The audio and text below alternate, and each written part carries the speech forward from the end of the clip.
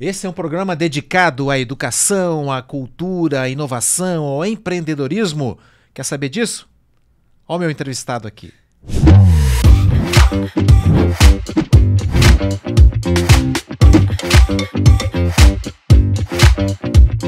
Por que já joguei a bola para o meu entrevistado? Porque eu não quero perder um minuto desse programa.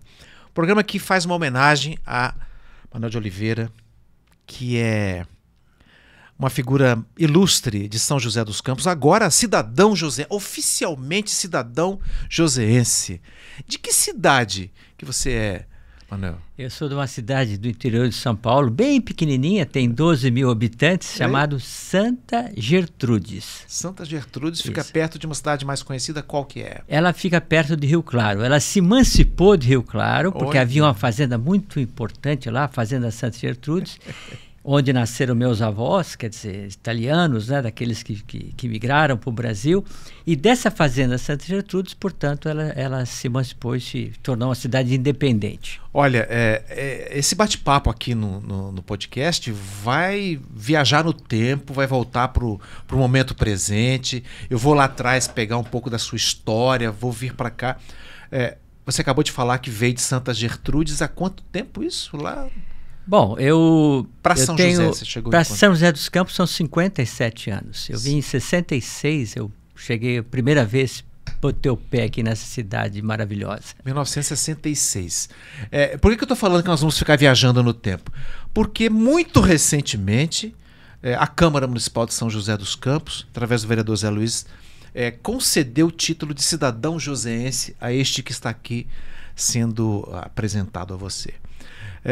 Como é que se sentiu naquela noite tão linda? Eu estive lá para te ver, uma orquestra comunitária de São José dos Campos, sinfônica comunitária de São José dos Campos se apresentando, todo mundo te recebendo de braços abertos, a cidade te acolhendo oficialmente agora.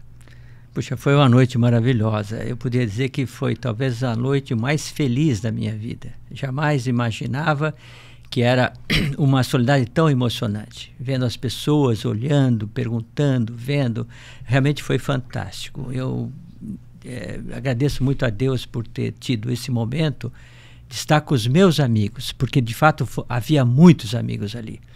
Eu cito novamente, nem no meu casamento, no batizado do meu filho, tinha tantos amigos juntos, né?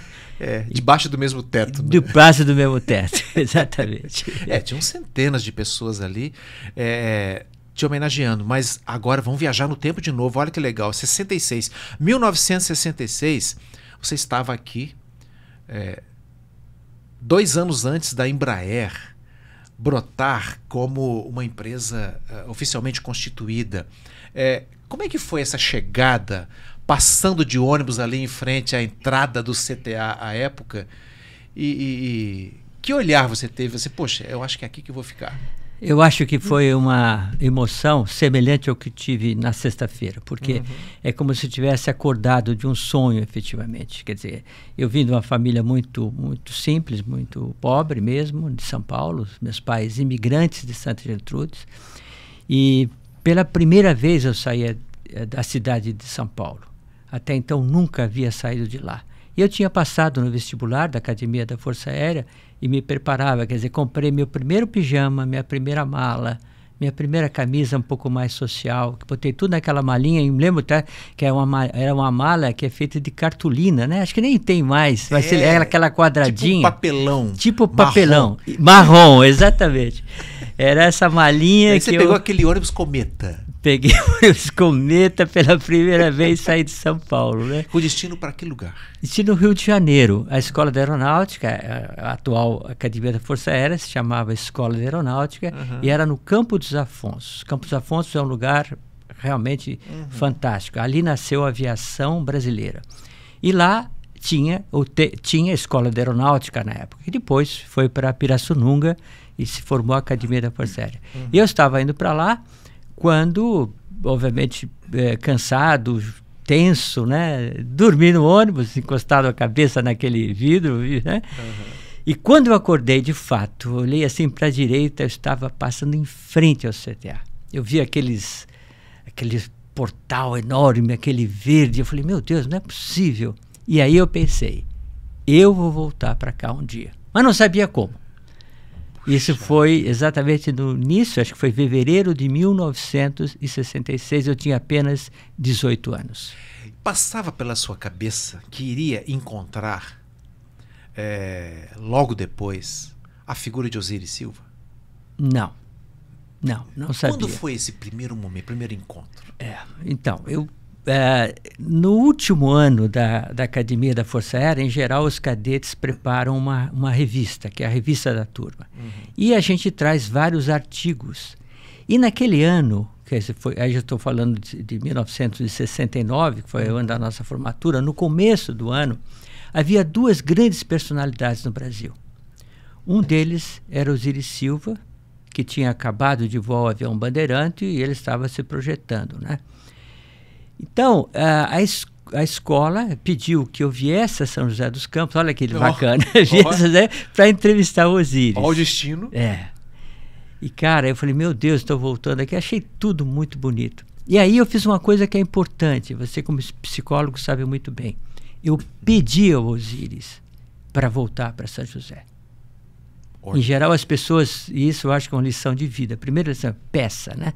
Peça, não custa nada pedir. Eu pedi, Osiris, como é que eu faço para um dia servir aqui com você, trabalhar nesse lugar fantástico? Imagina que era o CTA na época em que o avião estava voando, aquele sonho enorme, né? Osiris era um major, tinha talvez 40 anos, 42 anos, e ele me disse, falou assim, Manuel, é muito difícil um aspirante oficial, né, estagiar aqui no CTA, que somente são os doutores, PhDs, os caras que já estão na carreira. Mas se você ficar entre os 10 primeiros alunos da academia, tenho um jeito de trazer. E eu vim. Eita, você ficou entre os 10 primeiros. Fiquei, fui o 8º da minha turma. E veio. E a Embraer estava nascendo. A Embraer não tinha nascido ainda. Não tinha nascido. Era apenas um sonho também do Osiris. Mas o Bandeirante já estava no ar. O Bandeirante estava no ar. O protótipo do Bandeirante estava voando, estava sendo testado, fantástico.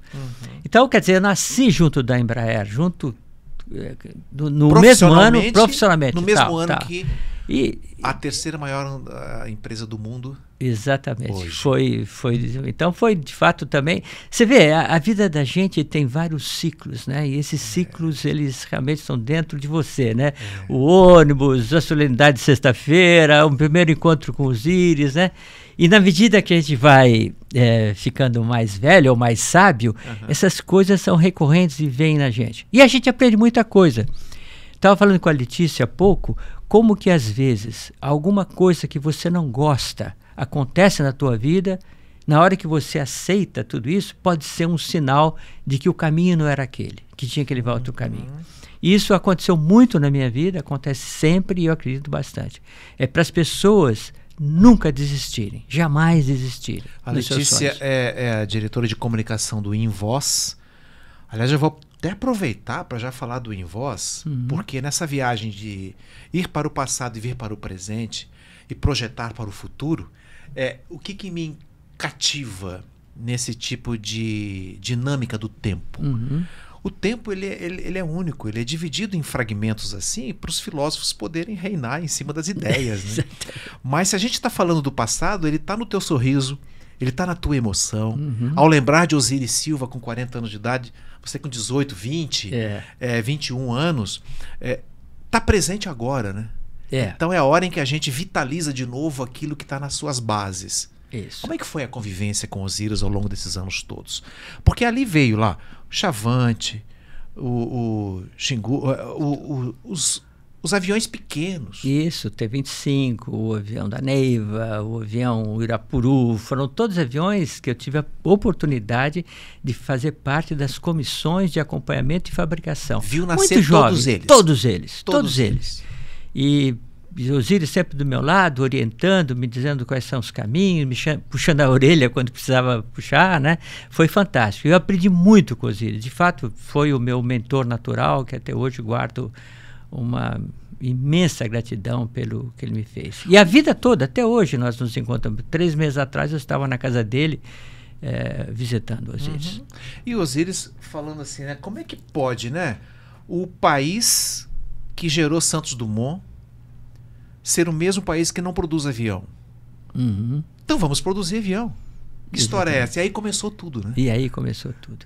A diferença, porque nós tivemos outros aviões fabricados no Brasil. O Paulistinha, por exemplo, é um grande exemplo. O Pinhatari, que produzia esse avião, né? No entanto, ninguém tinha pensado antes, e talvez por falta de autoestima, que é uma questão que a gente sabe que o brasileiro, em geral, infelizmente, tem uma baixa autoestima, né? Talvez por falta dessa autoestima, nunca se imaginou que se podia fazer um avião para o mundo. E olha que interessante, na hora que ele pensou, vou fazer um avião para o mundo, surgiu a ideia do Bandeirante. E não tem que ser um avião de asa alta, de um motor. Não, tem que ser 2 turbohélices. E ele teve essa visão de ver esse mercado regional que começava a se desenvolver. Agora, imaginar você enfrentar, né, uma certificação americana num mercado super competitivo, com um avião made in Brasil, imagina, somente ele mesmo. Então eu acho que esse é o grande ensinamento dele. Pensa grande, né? Pensa grande, pensa enorme. Ele não fala nem grande, pensa enorme. Inclusive, numa conversa que tive com ele, ele relatou o fato de alguns nãos que começaram a aparecer na hierarquia da aeronáutica para esse tipo de ideia, mas ele continuou produzindo assim mesmo, até a hora em que veio o presidente da República, que pousou no aeroporto aqui, e falou assim, o presidente está chegando aí, se não me engano, na época, Costa e Silva. Costa e Silva. Costa e Silva, né? 69, né? Isso. Falou assim, mostra para ele a ideia para ver se o governo encampa o custo da produção em série dessa aeronave brasileira para o mundo. Isso. Que foi também uma coincidência divina, né? Porque o presidente ia para Guaratinguetá, o tempo fechou lá, não tinha onde pousar, inclusive as autoridades do CTA estavam em Guaratinguetá para esperar o presidente lá. O avião desvia, vem para cá. O único cara que estava num final de semana trabalhando era o Osíris. Tinha que ser, né? E tinha que ser. Igual você, tinha que ser. Passar em frente ao CTA, acordar. Pode ser, é verdade. Teus anjos te acordaram aqui. Exatamente. Né? Olha, eu acho, Abranches, que quando a gente já nasce praticamente com um projeto, certo? Que é um projeto divino. A vida toda você vai buscar qual é esse projeto. A vida toda você vai buscar qual é o caminho, né? Até você conseguir entrar numa onda, quer dizer, que eu chamo novamente de onda divina, que as coisas começam a dar certo. Para alguns, acontece muito cedo e eles são fantásticos. Outros começam um pouco tarde, mas eu diria que o caminho sempre é procurar isso, porque as coisas vêm naturalmente. É o caso do Osíris, é o meu caso, certamente você deve ter um monte de exemplos na sua vida também. Claro. E pronto. Basta ficar sintonizado. Sintonizado, porque a vida trabalha para que a gente encontre o nosso propósito, né? Isso. Para que a gente alcance esse... Exatamente. E o teu destino estava traçado aí nesse alinhamento com esse grande nome, né, da aviação. Eu soube que o CTA, não, o ITA, né, é muito econômico não dar o título de doutor honoris causa. E ele deu 3 até hoje só. Só 3. Para quem foi? Bom, um foi para Osíris, vamos começar para eu lembrar, né? O outro foi o grande mentor do Osíris, Casimiro Montenegro. E o principal de todos, Santos Dumont. Santos Dumont. São os 3 que receberam essa honraria do ITA. Né? E Osíris ainda me disse que não é merecedor, né? De uma coisa dessa. Ele é uma pessoa muito humilde. É isso que o faz grande, né? A grandeza dele paira sobre a Manuel, a viagem do tempo continua. Surgiu em voz por vocês dois, né? Como é que foi essa proposta de criar esse... O que significa o em voz? Bom, o Invoz ele está voltado para a sociedade de alguma forma. Ele parte do pressuposto que existem grandes competências, vamos dizer, na nossa cidade, São José dos Campos, e há grandes necessidades. Criar esse vínculo, essa ponte entre quem precisa e quem tem mais, na verdade, é a eterna razão de se pensar no dar e receber. Você não recebeu tanto na sua vida? Chega a hora em que você faz. Em geral, as pessoas vão perceber isso quando chegam na idade dos 60, 63 anos, que é uma data importante, você sente a necessidade de devolver, porque é uma forma de continuar vivendo. Porque nessa idade, o que acontece? O nosso corpo já não é o mesmo, a gente começa a enfraquecer. Mas na medida que a sua força física começa ficar cada vez mais fraca, você tende a crescer a sua força espiritual. E é a força espiritual que compensa a força física. Então, um monte de pessoas, o próprio Osíris, obviamente, e nós, que enfrentávamos algumas dificuldades naqueles anos, né? Estou falando de 2013, mais ou menos, pensamos, puxa, nós precisamos devolver para essa cidade. A cidade que nos acolheu, a cidade, poxa vida, que doou o terreno que é do CTA, que é do ITA, que agora é da Embraer, né? Tudo isso tinha que ser feito. Então, vamos pensar num projeto. E o Osíris, pela cabeça dele, pela grande liderança natural que ele é, começou a chamar alguns empresários. Um deles, por exemplo, que participou com a gente foi o Kiko Savaia, né? E o terceiro foi o tio dele. E nós três, então, começamos a pensar de que forma nós podíamos mobilizar a cidade. E aí foi muito fácil, porque preparamos reuniões, palestras, fizemos uma série de atividades para acordar a cidade, criar esse resgate. E foi daí, com o tempo, que o Osíris achou, bom, Manuel, agora nós já estamos há 4, 5 anos trabalhando nisso, vamos procurar um CNPJ? E aí, o CNPJ foi dado ao Invoz. A gente queria, no início, que o Instituto se chamasse Instituto Osíris Silva, por razões óbvias, né? Não é verdade? Mas ele não aceitou, disse, não, eu não quero que use meu nome, eu quero continuar. Aí nós criamos, demos uma enganadinha dele, e o OZ no final é de Osíris, e ele se aceitou. E o jargão, quer dizer, o título que faz é Vozes para o Futuro, é porque a gente busca na voz da sociedade quais são aqueles projetos. Esse slogan carrega a marca do futuro, né? Exatamente. Que é para onde o Osíris sempre olhou. Exatamente. Desde criança, lá em Bauru, ele apontando, olhava para o céu e falava assim, um dia eu vou voar. Isso. Né? Ele e os amigos queriam fazer isso de uma maneira muito próxima, né?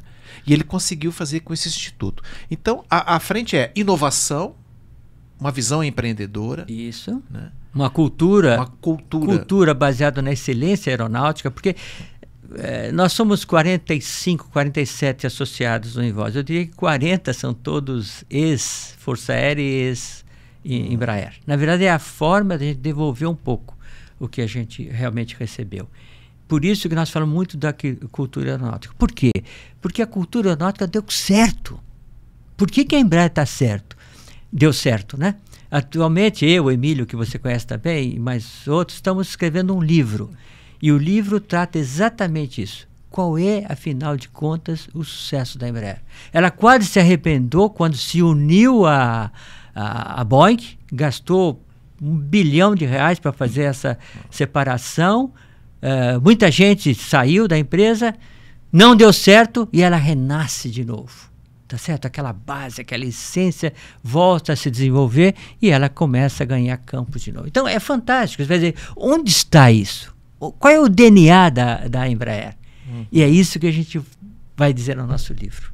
Poxa, quando é que vai ser lançado isso? Vou te trazer de novo aqui para falar desse negócio. Vai ser um prazer. Nós queremos lançar esse livro no dia 23 de outubro. Na semana da ASA. Opa, tá combinado já. Aliás, eu tenho falado seu nome aqui no Etc. e Talks já desde o primeiro programa, viu? É mesmo. Eu trouxe aqui um cara que abriu tudo, um bate-papo com o Chico Oliveira, que foi o trompetista do Jô Soares, o programa dele, um cara super bacana, falou coisas muito legais aqui. No meio do programa apareceu o seu nome, vindo aqui da minha memória afetiva, e eu falei assim, olha, Manuel, eu vou te trazer aqui no podcast para a gente poder conversar. Porque no momento, qual foi a inspiração? Foi o fato de conversar com pessoas comprometidas com um sentimento de educação. E eu te conheci muito fortemente a partir do Instituto Semear. E eu, nesse momento agora, eu quero pedir que você apresente o Instituto Semear para quem está nos acompanhando, porque é mais uma obra do seu desejo de devolver à sociedade o que ela te deu ao longo dos seus anos de vida. Isso. Eu tenho que chamar de novo o pensamento, a visão do Osíris. O Osíris diz que é com a educação que realmente nós vamos conseguir mudar esse país. Trazer tudo que o país precisa, né? É educando. Muito bem. E no semear, nós partimos do pressuposto que existe uma quantidade enorme de estudantes que são talentos. Lembra que eu falei dos talentos inatos, né? Que Deus colocou no nosso mundo e que não tem, às vezes, oportunidade de fazer desabrochar. Não é verdade? Então, o semear, ele veio para criar um ambiente nutritivo para que essas sementes, esses talentos de baixa renda, obviamente, possam desenvolver seus talentos. Se você imaginar, para que um estudante seja admitido no semear e ganhe a bolsa, né, ele passa por cerca de 13 testes diferentes, socioeconômicos. Para a gente poder explicar direitinho para quem está nos acompanhando, o Instituto Semear, o instituto criado em que ano mesmo? Que foi? O Instituto Semear hoje tem 13 anos, então 13 anos, 2014, foi em 2010. 2010. 2011. Com base num tripé. Isso. Né? Uma bolsa. Uma bolsa. Que vale por quanto tempo do curso de uma pessoa? Vamos imaginar que o aluno passou no vestibular. Uhum. Quer ir lá para Florianópolis estudar, só que ele vai ter que se manter. Isso. O Instituto Semear entra aí com o primeiro tripé. Isso. Ele oferece uma bolsa que pode ser de 1 ou 2 anos, enquanto ele precisar, obviamente, para que ele possa chegar nessa cidade nova e pagar um pensão, pagar um aluguel, etc. Porque depois, como ele é talento, lembra? Ele foi selecionado como talento. Ele certamente vai encontrar um jeito de conseguir o dinheiro dele. Então esse é o principal. Mas eu diria que não, te falo, é o principal necessidade dele, né? Na visão dele. Eu preciso sobreviver. Isso. Na minha opinião, o mais importante é o mentor que nós damos para ele. Que é o segundo tripé. Porque Ou seja, ele tem certeza que não vai estar sozinho. Exatamente. Na solidão, naquela juventude ausente de casa, primeira vez que saiu para morar sozinho. E a história, Abranches, demonstra o seguinte, que quando esses meninos passam, e meninas passam por essa crise longe de casa e ligam para o pai dizendo que estão com problema, etc, etc, o que os pais falam? Volta. Isso, volta que nós precisamos de você. Está fazendo falta, alguém tem que trabalhar em casa. Isso acontece com 40% dos estudantes que hoje estão numa universidade. Puxa vida. Então, o que acontece no Semear? O Semear já formou mais de 700 universitários. Em 13 anos, mais de 700 com esse apoio financeiro e o do mentor. E mais ainda, que eu chamo que é o nosso networking. Porque o terceiro tripé. É o terceiro tripé, é o networking. Quer dizer, o mentor oferece o seu network, o seu... E o próprio instituto também tem o seu network. Quer dizer, tem casos, por exemplo, que o cara lá estuda em Florianópolis. Puxa, não tenho como ir para a universidade. Alguém vai lá, fala e doa uma bicicleta para ele. Coisas desse tipo, né? Nós temos gente estudando no exterior, enfim, é fantástico. Então, o conjunto dessas três coisas fizeram com que no Semear, nesses anos todos, não tivemos nenhuma desistência. Isso é mágico, nenhuma desistência. Impressionante. Eu me lembro que assisti uma palestra de uma menina que passou pelo Semear, se formou, e lá no último ano, ela foi levada pelo seu mentor, que a acompanhou nas crises de solidão, de vontade de voltar para o reduto familiar, mas ela resistiu. Levou-a para uma reunião numa multinacional. E ela sentou na cadeira do presidente. E ela se sentiu o máximo, assim, eu estou importante hoje. E ela contando isso para animar os outros alunos que estavam entrando para o Instituto. É sensacional fantástico, isso, é fantástico. Né? Você vê, hoje nós temos parceiros como o Banco Itaú, LinkedIn, empresas enormes que nos ajudam. Hoje o Semear anda tão sozinho que todos os dirigentes do Semear são estudantes. São do próprio Semear. Isso é fantástico. Ele já está se autogerindo. E nós não tínhamos imaginado esse lado. Olha como a coisa é orgânica, como ela vai se desenvolvendo, né? Muito então ele dinâmica, se autogere, capta mais de R$1 milhão por ano só de, vamos dizer, de investimentos, de parcerias. Tem 1.200 mentores listados no Semear hoje. Nossa, é fantástico que isso. Coisa maravilhosa. E o mais fantástico que a gente percebeu, Abranches, é que aqueles que se tornam mentores eles também crescem na vida. A família passa a olhá-lo diferente.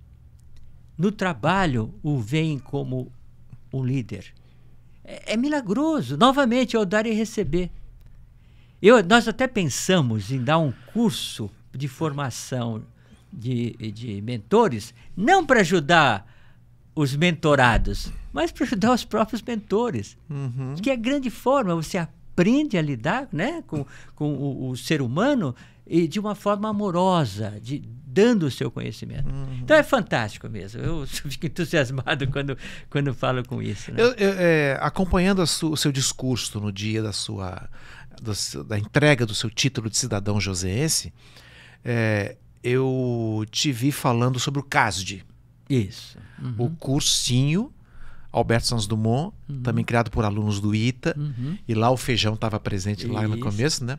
O Feijão foi um dos fundadores do Instituto Semear, junto com o Manuel, junto com o André também. É outro que não quis vir porque ele é muito tímido, falou que jamais vai falar assim, mas ele está nos bastidores atuando. Fantástico.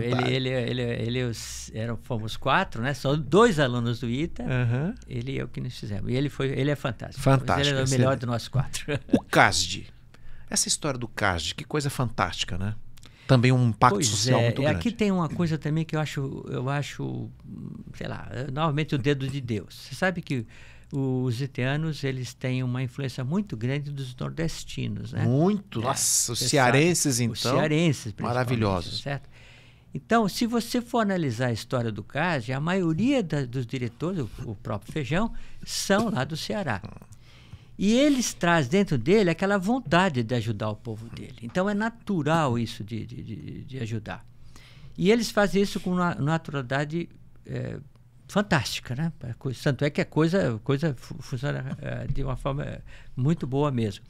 Então, o CASD, os meninos que estudam lá dentro do ITA, imagina, aquela carga enorme de trabalho, de estudo, ainda sobra tempo para à noite e final de semana dar aula para os nossos estudantes joseenses. E são 700 por mês. São cerca de 300 para entrar na universidade e 400 são aqueles um pouco mais jovens que estão se preparando para entrar na escola Embraer, entrar numa escola de primeira linha. Então, de fato, eu cito isso porque eu acredito muito nisso. Foi fazendo uma obra social junto naquela época que era a Fundaz, né, ajudando esses meninos, que a nossa empresa ganhou o maior contrato que nós poderíamos ter em toda a vida. Quer dizer, nós tivemos um contrato com a Vale, eu acho que você conhece, nós fomos contratados para estabelecer um departamento de energia, né, aqui em São José dos Campos, lá no Parque Tecnológico. O maior prédio que está lá era um prédio da Vale. E fomos nós que fomos lá. Agora você pergunta, mas não, como é que vocês ganharam um contrato desse? Vocês eram uma empresa ainda pequena. Você está falando da sua empresa. Da minha empresa, Sigma. A Sigma se desenvolveu porque a gente estava fazendo um trabalho social. Você diz, como? Porque foi fazendo trabalho social que, na hora que fomos pedir para que uma determinada empresa de tecnologia ajudasse nossos estudantes, porque eles precisavam estagiar, nós descobrimos que essa empresa tinha informações, ou tinha conhecimentos, tinha invenções tão boas que não podiam ficar no papel. E aí nós levamos essa ideia dessas inovações para a Vale. A Vale abraçou e, puxa vida, investiu mais de R$1 bilhão só em pesquisa e desenvolvimento aqui em São José. Por que eu destaquei a questão do semear aqui? Porque um dos aspectos, tem mais ou menos uns 10 anos que eu te entrevistei dentro do Parque Vicentina Aranha para falar sobre o Instituto Semear, que estava lá no seu começo. É verdade. Nós sentados lá conversando. Isso mesmo. E houve um aspecto destacado por ti, que eu quero ressaltar aqui de novo, que é assim, o jovem, muitos deles vindos do CASD, por isso que eu estou conectando uma coisa a outra, e merecedores da bolsa do Instituto Semear, depois de um tempo, eram convidados também a se comprometer com uma causa social lá no lugar para onde foram fazer o seu curso superior. Já estaria nascendo aí essa disciplina do desprendimento, do voluntariado, de um pensamento empreendedor também voltado para o auxílio comunitário de quem estava sendo auxiliado? Exatamente. Nenhum estudante ou nenhum bolsista do SEMEAR tem obrigação de devolver o que ele recebe. Porque não precisa.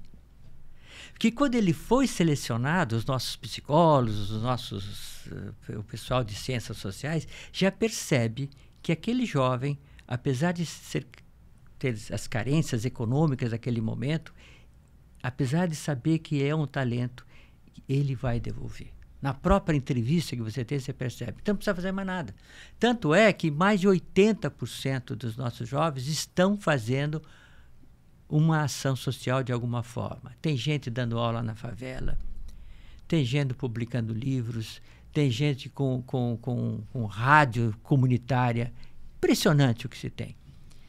Então, é natural, porque, na verdade, quando você descobre essa chama interna, né, de apoiar, as coisas vão naturalmente.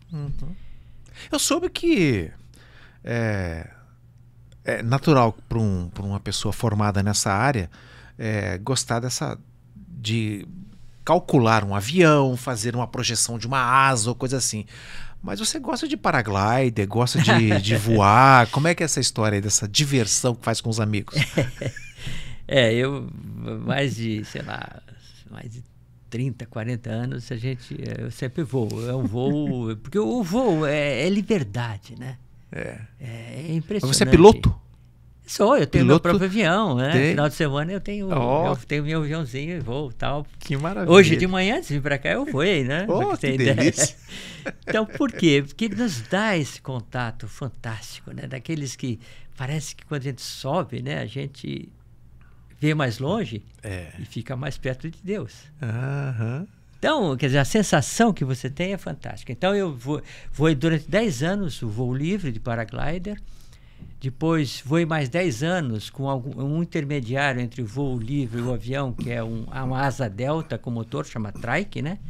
E nos últimos 13, 14 anos, o avião mesmo, o aviãozinho que eu voo com os meus netos, final de semana, enfim. É muito legal, porque é exatamente para esse conceito que eu te falei, de liberdade. E também ele mantém a sua cabeça sempre trabalhando. Você, quando voa, você tem que se concentrar, né? Você tem que ter atenção naquilo. E nessa hora, você esquece do resto dos eventuais problemas que você tem. Então é fantástico. Falei, vou voar hoje de manhã antes de falar com a Abranches. Que beleza. Olha, uma vez eu ouvi uma entrevista do Osiris Silva falando assim: parece que o brasileiro tem vergonha de ser brasileiro. Porque nunca produziu um prêmio Nobel.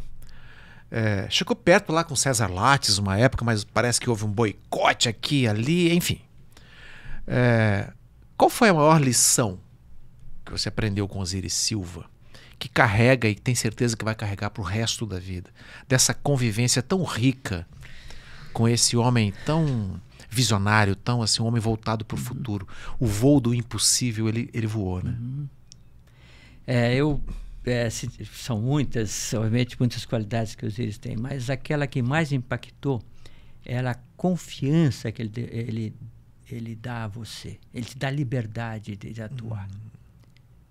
E isso, o tempo todo que eu trabalhei com ele, principalmente nos anos mais difíceis da nossa vida, que foram os 1000 dias da privatização da Embraer, por exemplo, ele me dava totalmente carta branca para atuar. Ali naquele período de 94, por aí, 93? Exatamente. Nós começamos a trabalhar na privatização em 92. 92. Isso.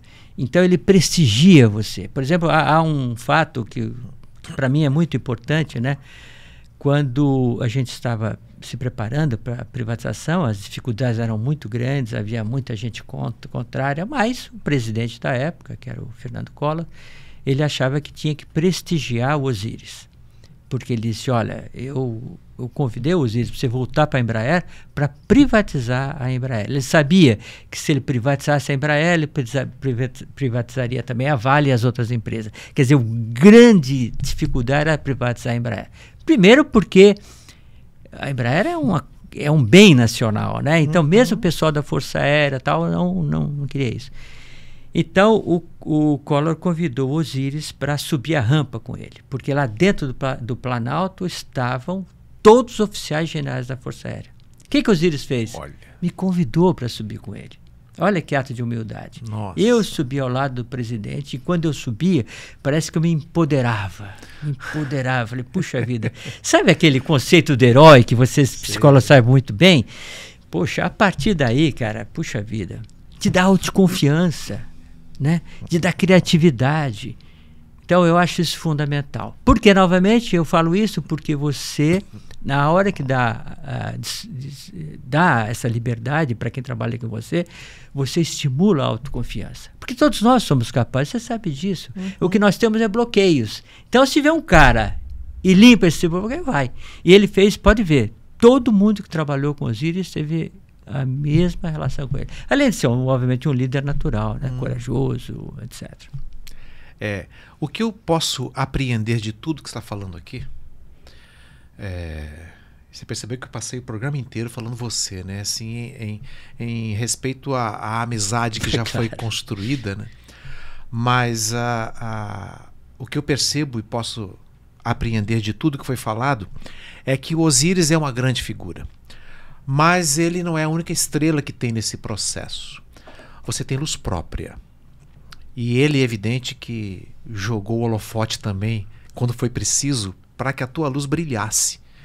E isso é uma verdadeira amizade, né? Isso é a generosidade de um homem nobre, aparece nessas horas, né? Quando ele não brilha sozinho. Ele faz o time dele exatamente. ganhar a luz, né? Não estou sozinho nesse jogo, né? E ele foi muito isso, né? Contigo e com outros, né? Com tantos que ele foi assim. Você pode ver que é unânime, né? Todos que trabalharam com eles citam isso. A gente, no nosso livro, a gente cita muito isso. Essa liderança autêntica. Não é a liderança autocrática do chefe, não. É aquele que delega, aquele que mostra os caminhos e vai em frente. E se você errar, ele compreende. Nós tivemos problema de ele compreende e ele continua apostando em você. Eu gosto muito de tê-lo como porta-voz do Osiris, já que nesse momento ele não tem a possibilidade de estar. Para a gente está 90 mais 2, né? 92 anos de idade. Tem porta-vozes com o brilho da sua palavra, da facilidade do seu discurso. Agradeço imensamente o seu carinho, a generosidade sua de estar aqui para poder trazer Osiris Silva conosco através do pensamento, da honra de termos aqui o Osiris como um dos temas a serem falados por ti. Junto de tantos outros, tem aí o CASD, o Semear, o Em Voz. Eu não sabia desse finalzinho do Em Voz aí, agora já está garantido que é o de Osiris Silva, né? Muito bom, muito obrigado pela sua presença. E a gente dedica esse programa, eu dedico esse programa, tenho certeza que Manuel de Oliveira também vai dedicar a Osiris Silva e a nobreza da aviação brasileira, da Força Aérea Brasileira, da Embraer, que está aí voando pelo mundo inteiro com seus grandes aviões, e alguns cada vez maiores, né? O KC-390 está aí grandão, bonito, né? Sendo negociado no mundo inteiro, porque é assim mesmo. Se a gente se recolhe no nosso cantinho, a gente se prende ao limite de tudo que nos cerca. Mas se a gente sobe o monte, a gente vê o horizonte muito mais alto. Você subiu o monte e nos levou hoje no seu voo. Muito obrigado, Manuel. Obrigado você que está nos acompanhando. Valeu, hein? Tchau.